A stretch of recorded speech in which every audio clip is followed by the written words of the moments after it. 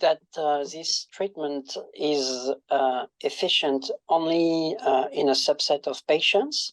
So far, we give it to all patients with advanced disease, but we know that it really benefits to a subset of patients. And the big question is to identify this subset of patients in order to avoid, for example, to give this patient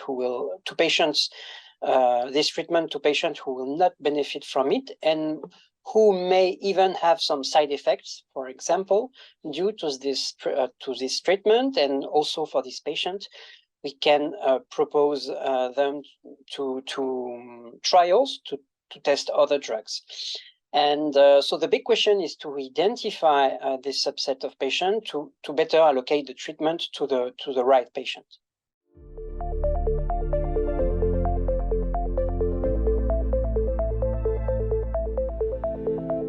When we began the study, we knew that there were some molecular features of the tumors that were predictive of sensitivity to the treatment.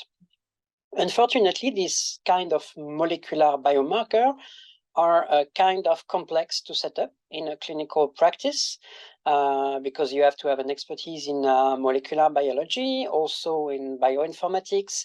It takes also some time. And so we made the hypothesis that we could predict these molecular features by applying artificial intelligence to histological slides that are produced on a daily basis in pathology labs in hospital, and they are easily accessible. And so what we did first is that we took a series of tumors for which we assess these molecular changes, and we gave to the AI model the slides and the molecular features of the tumor. And the model learned how to predict the molecular features from the digital histological slide. And then we validated this model into other cohorts of patients to be really sure that it was robust. And finally, we applied the model in patients with hepatocellular carcinoma that were treated with the combination atezolizumab and bevacizumab. And we showed that the model was able to predict the group of patients who will really benefit from the combination just by looking at the histological slide.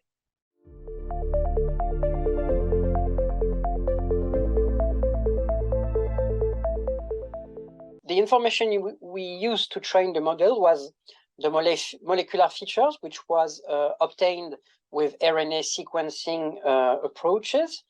So basically, we had the whole gene expression profile of the tumors. We selected the genes that matters to predict response to the treatment. And so we gave this gene expression to the model, the level of expression of this particular gene signature. And we gave also images, microscopic images to the model. And then the model learns what are the features within the images that are related to the expression of the genes.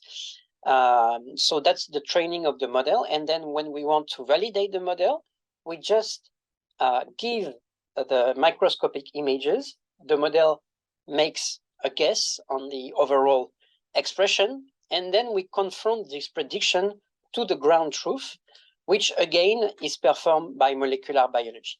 But in the end, we have a model that can make a prediction of a molecular feature, but you don't need to do the molecular biology experiment to have this prediction. So it's much more convenient and more easy to apply in clinical practice.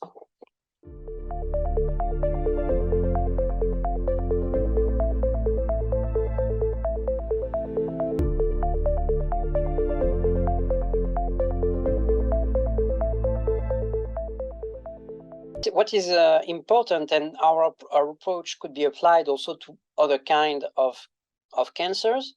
So we were able indeed to classify the tumors as ABRS high or low, depending on the prediction of the model. And we showed that when a patient has a tumor that is predicted to be ABRS high, he benefits more from the treatment than a patient that has a tumor that is classified ABRS low. So we can think that in the future, so of course there are still steps before implementing this in clinical practice, but in the future we can think of a better stratification. For example, a patient has a biopsy, the tumor, for example, is classified ABRS high, so we give the conventional combination treatment. But in case the tumor is classified ABRS low, then we can switch to other drugs or to a clinical trial, for example, to investigate the effectiveness of other treatment regimens.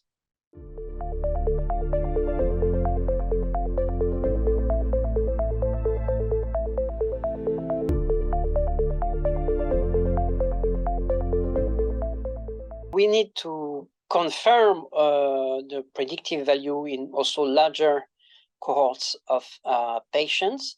And importantly, once it is completely confirmed, we probably need to set up like a clinical trial with inclusion criteria that are based on the prediction, and to show prospectively that indeed this bring interesting information. So I think that these are the next step to go. So this is a proof of concept study. So basically what we show is that it can work. And now we have to truly, assess the model very rigorously to really make sure that it stays efficient in the clinical practice and in different patient population, for example.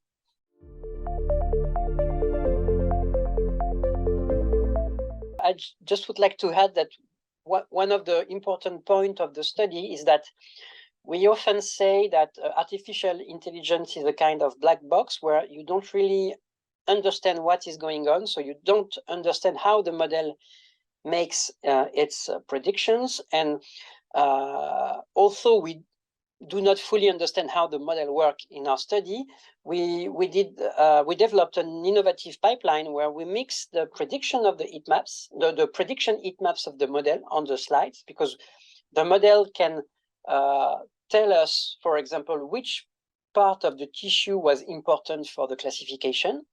And we match these heat maps with a new molecular biology technique, which is spatial transcriptomics.